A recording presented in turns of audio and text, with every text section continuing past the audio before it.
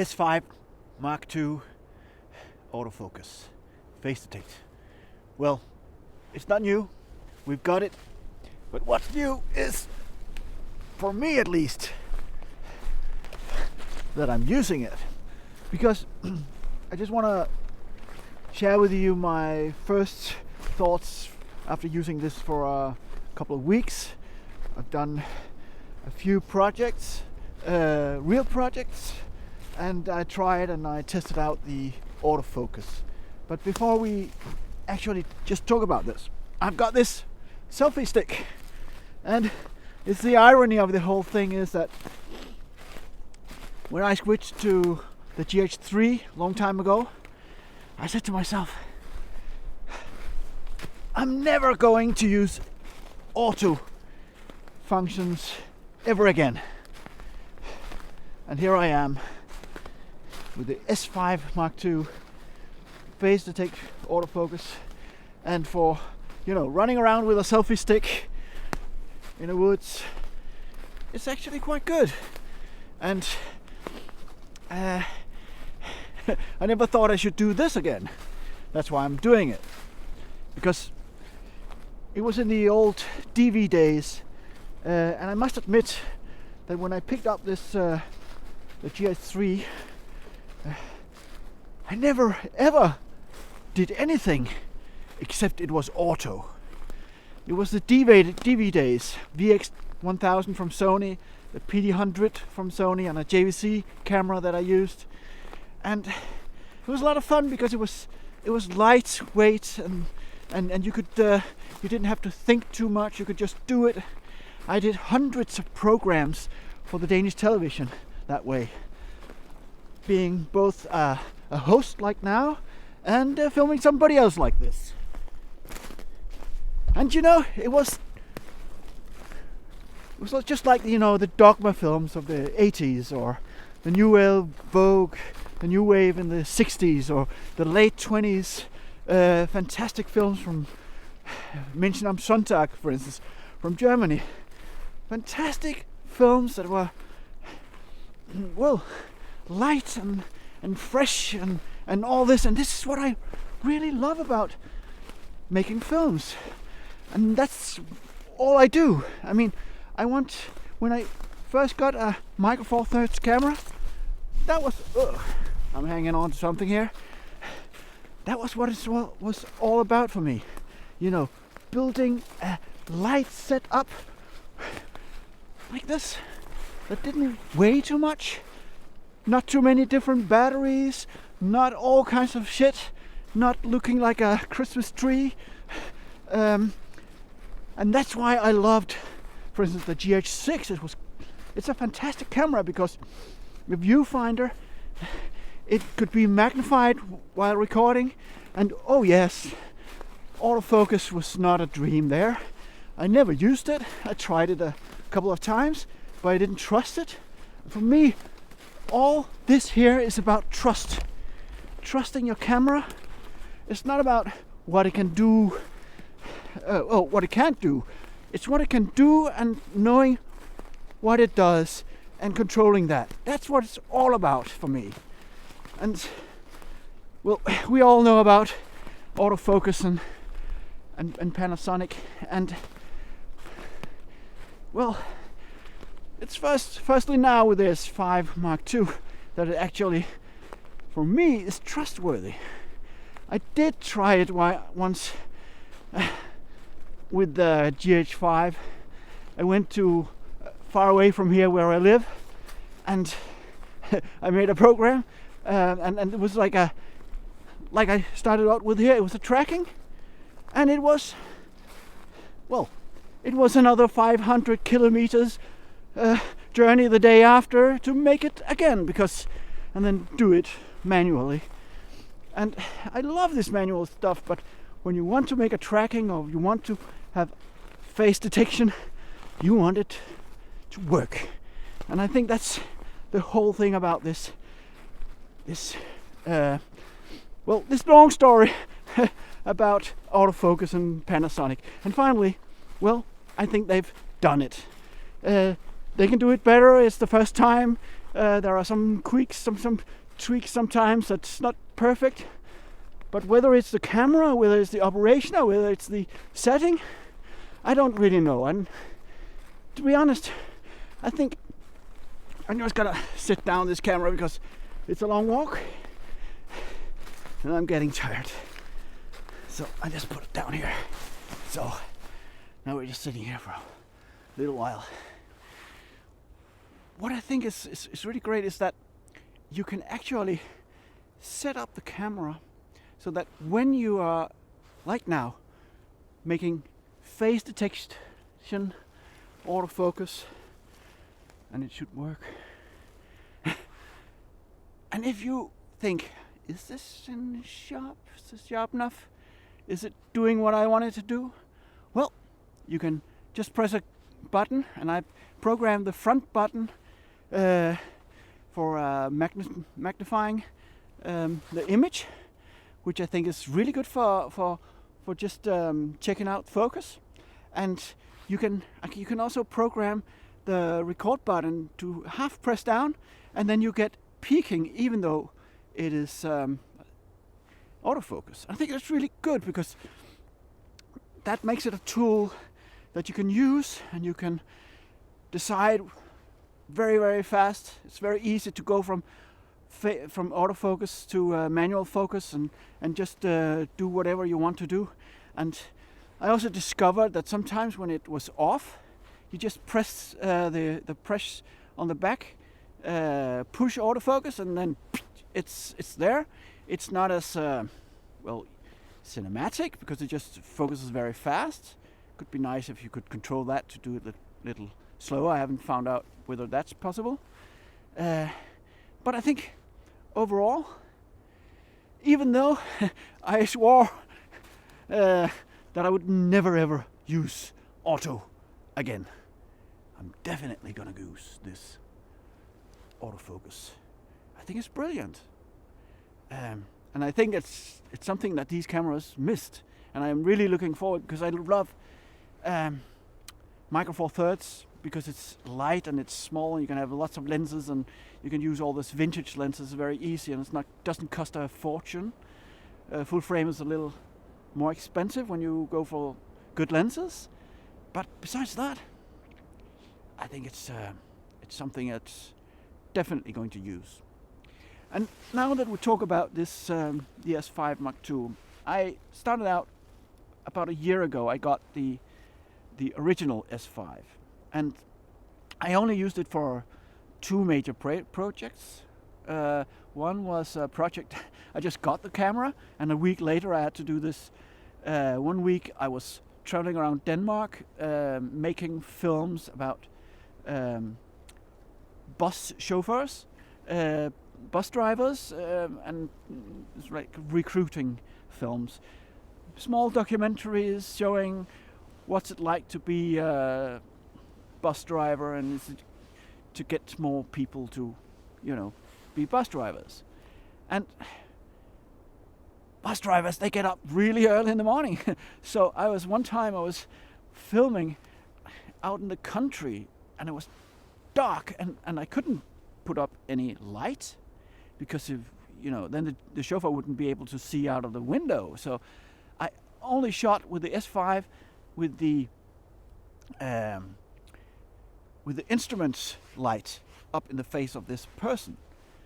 And that's where full frame is really good, because you get nice colors.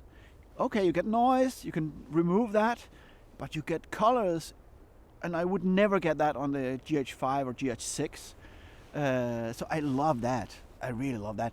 But what I didn't like about the cameras was particularly one thing, because like I said before, I like to do this run and gun. I like it to be small. I don't want an external monitor. I don't trust my eyes looking down on the viewfinder. So on the LCD on the background, I looked through the viewfinder, and the viewfinder on the S5 was good enough, but it was small. I'd love to have it something that was like the GH6, which is a really good viewfinder. I would love it even better if it was possible, but that's what they included in the S5 Mark II. So now I just love and be able to control my camera without having an external monitor. I think that's really, really great.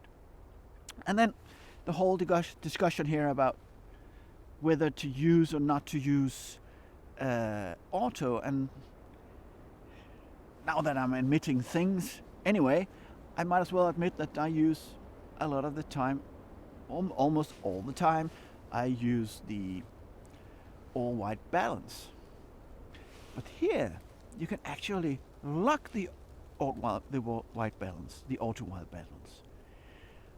And that's really great, I think, because it's really, when you come, for instance, I often, then I film indoors, then I run outside because I'm following a truck or whatever, and then you have to change, and I don't have time to manually set a new white balance, so all white balance is a really great thing to have. But then there can be shifting light and all this, and you don't want it to shift. So I've just addressed the plus minus button up on the front, beside the white balance button, to a lock, and really, really great. Solves that problem.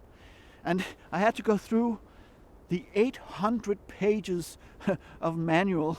That's a lot of pages for a manual for this camera, to find out that where this was in the menu, because when you go in and assign the button, it says white balance. You can choose different white balance, to address.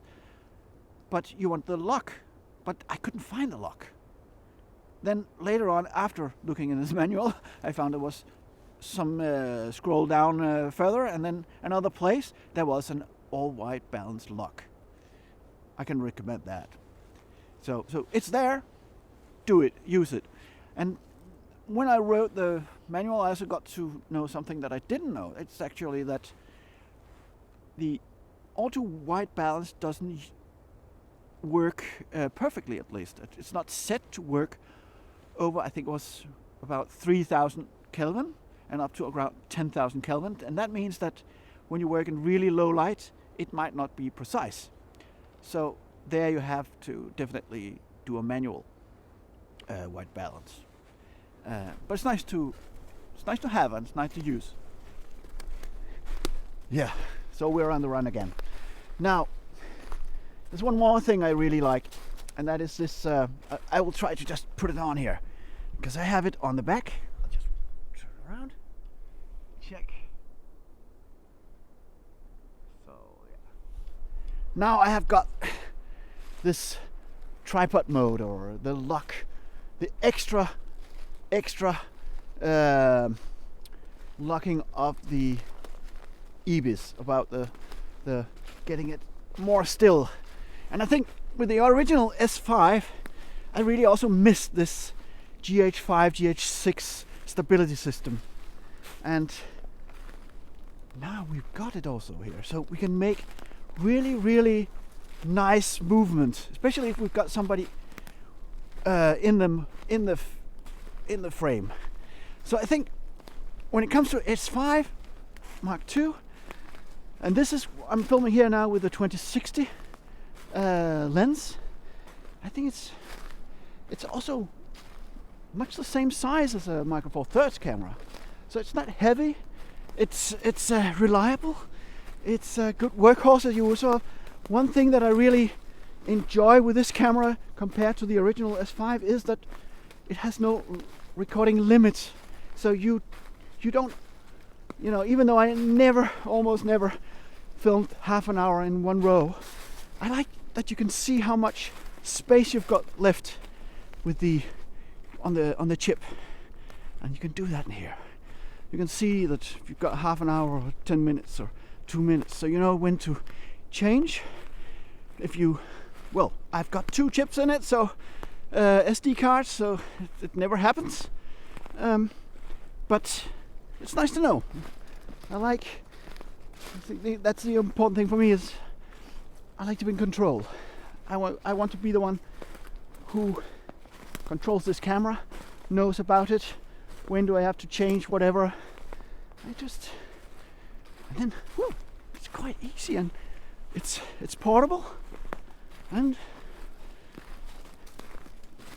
why is it actually that I love these kind of cameras, and why do I want to have a full frame? I think for me, it's probably the low light capabilities I really like. I have a hard time just getting used to that it works differently than the Micro Four Thirds cameras when it comes to the f-stops. So you just go around there. Oh, there. Ooh. Yeah, we can go anywhere with these cameras. I just love it. So I'm just gonna settle over here.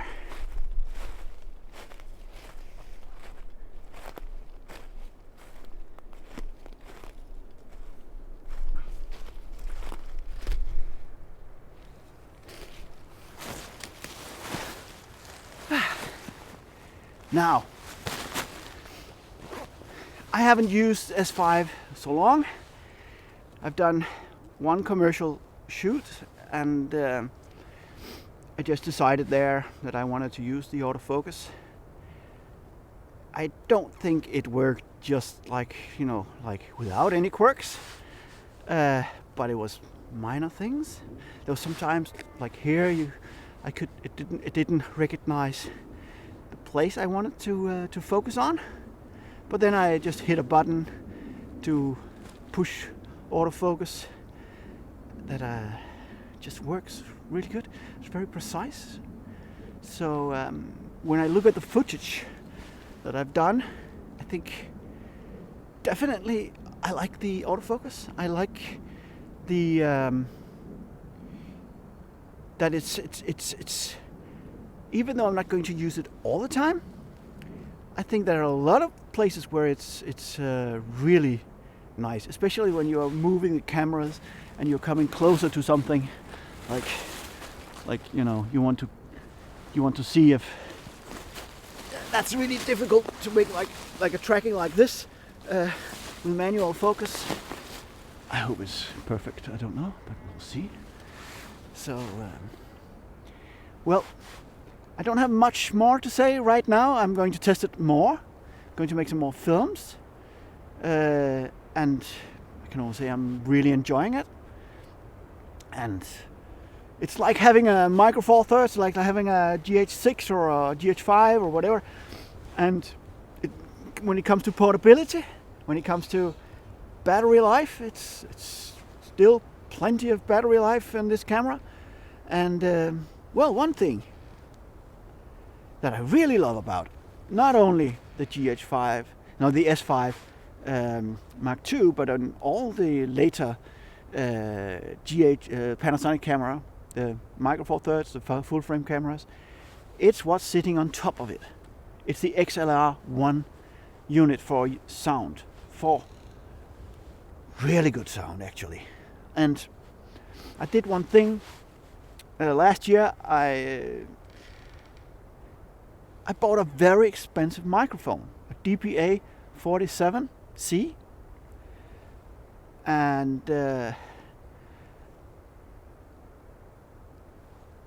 it's a perfect match with the XLR1, because every time I'm editing, I'm amazed on how clean the sound is, how good this camera can record sound. It's not something a lot of us filmmakers talk about, because we're not. Well, I have been a sound engineer, but most of us aren't, and it's really good actually. So if you have one of these cameras and don't have an XLR1 box, get one, definitely.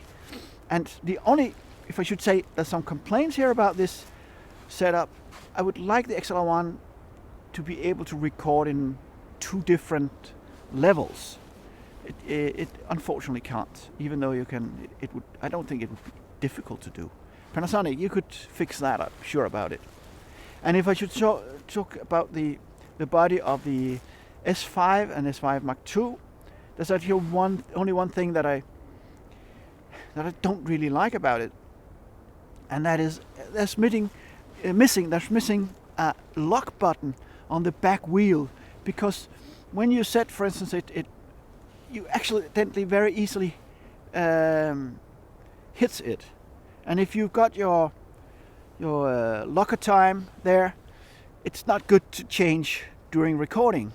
And often when you do it, you don't see it because you're constantly thinking about the story and about being in focus and all this framing, and it's only a little number in the button and you oversee it.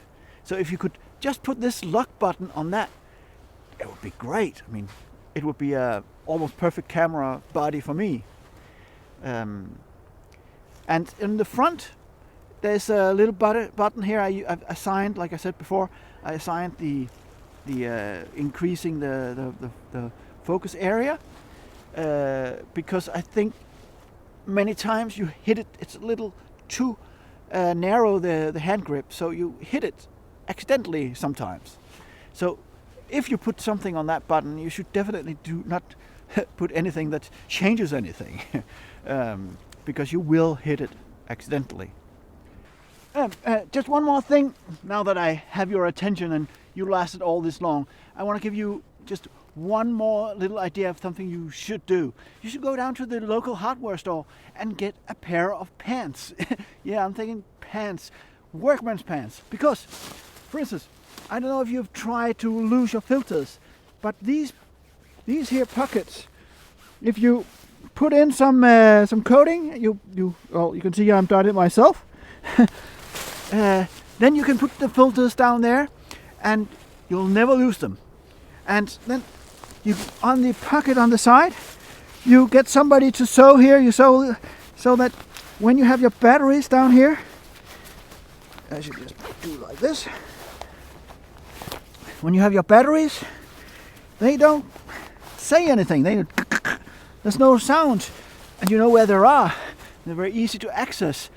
And you have one pocket, I have my fresh batteries, and in the other pocket I have the used batteries. And it's one of the best things I've ever done. Get a pair of workers' pants. That's it for today.